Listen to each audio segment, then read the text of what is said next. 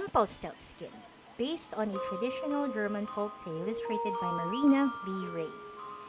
There was a foolish miller who boasted that his daughter could spin straw into pure gold. After a time, the king got to hear of his stories. "Let me see this girl," he demanded.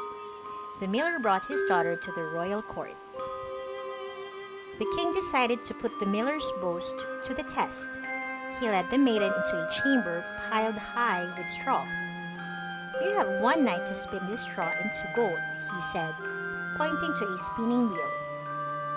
"Finish your task by daybreak, or you shall die." The miller's daughter began to cry. She knew that her father had lied. But what was she to do? Just then, a strange little man walked into their room. "If you give me your necklace," he said, "I will help you spin the straw into gold."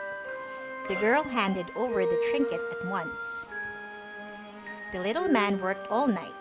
By morning, the room was heaped with spools of golden thread. The stranger slipped away before the miller's daughter could even thank him.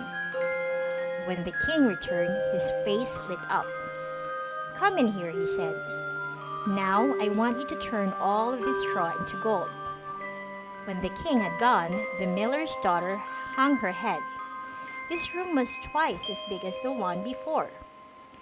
At that moment, the little man appeared. "If you give me your ring," he said, "I will help you." The girl quickly agreed. By the next morning, the man had turned all of the straw into pure gold. But when the king knocked on the door, the stranger sank back into the shadows. The king was delighted at the sight of such riches, but he wanted even more. He led the girl into a room stacked up to the rafters with straw. "If you can spin all this into gold," he vowed, "you will be my queen." When the king had gone, the miller's daughter stared helplessly at the spinning wheel. She didn't know what to do. "What will you give me to help you this time?" cackled a voice. The strange little man was standing into the doorway once again. "I have nothing left," sighed the girl. The man gave her a sly smile. "Promise me your firstborn child," he said. "Then I will help you." "Yes," replied the desperate maiden.